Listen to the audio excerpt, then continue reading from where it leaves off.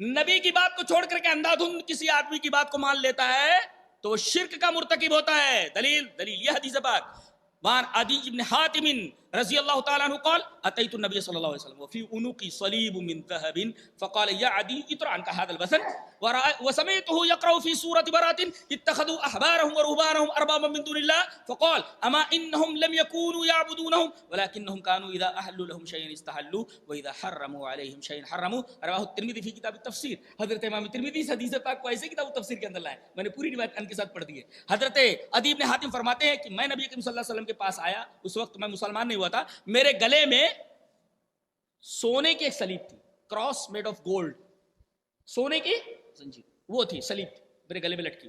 آپ نے فرمایا اس بت کو اتار دے. یا تھیریا بت کو اتار دے. ارے بھائی وہ تو سونے کی سلیب تھی, اس کو نبی نے بت کیوں کہا؟ وہ تو گلے میں پہنے ہوئے تھے, اس کو بت کیوں کہا؟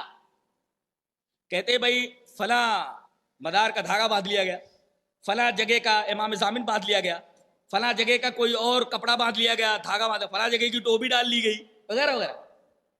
تو اس سے کیا فرق پڑتا ہے؟ فرق پڑتا ہے معاملہ صرف دھاگے کا نہیں ہے, بلکہ دھاگے سے جڑے ہوئے اس عقیدے کا ہے جو عقیدہ شرکیہ ہے. عقیدہ یہ ہوتا ہے کہ یہ ڈورا جو ہم نے باندھ رکھا ہے, اگر یہ ہمارے ہاتھ پہ رہے گا تو فلاں بابا کی نظر کرم ہمارے اوپر رہے گی, آفتیں ہم سے دور رہیں گے. مسئلہ دھاگے کا نہیں ہے, دھاگے سے جڑے ہوئے اس عقیدے کا ہے جو عقیدہ شرکیہ ہے. اس وجہ سے اس دھاگے کو پہننے سے منع کیا گیا ہے. مسئلہ دھاگے کا نہیں ہے, دھاگے سے جڑے ہوئے عقیدے. اب مسئلہ سلیب کا نہیں, سلیب سے جڑے ہوئے عقیدے کا ہے کہ سلیب جو باندھ رہے ہیں اس پر حضرت عیسیٰ علیہ السلام کا سایہ, کہا کہ اس بت کو اتار پہ. اور وہ بت ہے, کتنے لوگ ہیں جو بت باندھے رہتے ہیں یہاں پیروں میں, کہاں اس بت کو لٹکائے پھرتے.